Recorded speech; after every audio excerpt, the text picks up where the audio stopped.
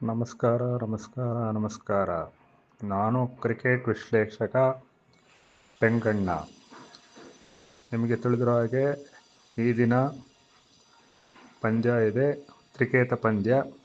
ಆಡುತ್ತಿರುವವರು ಪಾಗಲ್ Challengers Bengaluru ಹಾಗೂ ಇನ್ನೊಂದು ತಂಡ. ಈಗ ನಮ್ಮ ಜೊತೆ ಇದರ ಬಗ್ಗೆ ವಿಶ್ಲೇಷಣೆ ಕೊಡಲು ಪೆಂಗ ಗೊಂಗ ಇಬ್ಬರು ಬಂದಿದ್ದಾರೆ.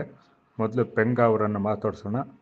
ಪೆಂಗ ಅವರೇ, ಈ ದಿನ ನಿಮ್ಮ ಪಾಗಲ್ ಚಾಲೆಂಜರ್ಸ್ ಈ ಪಂದ್ಯನ ಗೆಲ್ಲುತ್ತಾ?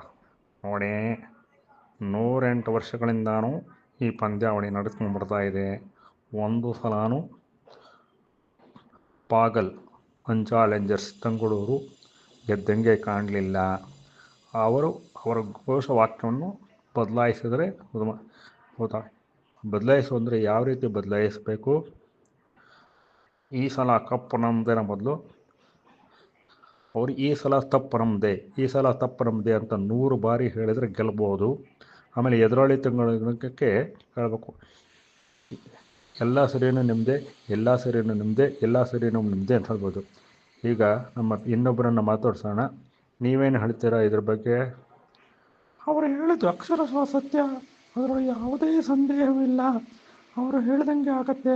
108 ವರ್ಷ ಅಲ್ಲ, ಇನ್ನು ಒಂದು 3 ವರ್ಷಕ್ಕೆ 111ನೇ ವರ್ಷಕ್ಕೆ ಈ ಪಾಗಲ್ ಚಾಲೆಂಜರ್ಸ್ ಖಂಡಿತ ಗೆಲ್ಲುವ ಅವಕಾಶಗಳು ಇದೆ. ಅಲ್ಲಿ ತನಕ ನಾವು ಆ ಪಂದ್ಯವನ್ನು ನೇರವಾಗಿ ನೋಡಿದ್ರೆ, ಎಲ್ಲರೂ ಹೋಗಿ ನೋಡಿದ್ರೆ ಖಂಡಿತ ಗೆಲ್ಲುವ ಸಾಧ್ಯತೆ ಇದೆ. ಇದು ಇಷ್ಟೊತ್ತು ನೀವು ವಿಶ್ಲೇಷಕರು ತುಂಬ ಚೆನ್ನಾಗಿ ನಡೆಸ್ಕೊಟ್ರು. ಸುಳಿವೇ ಇಲ್ಲದ ವಾಹಿನಿಗೆ ಇಷ್ಟೊತ್ತು ನೀವು ಕೇಳಿದ್ದಕ್ಕೆ ನಿಮಗೆ ಧನ್ಯವಾದಗಳು.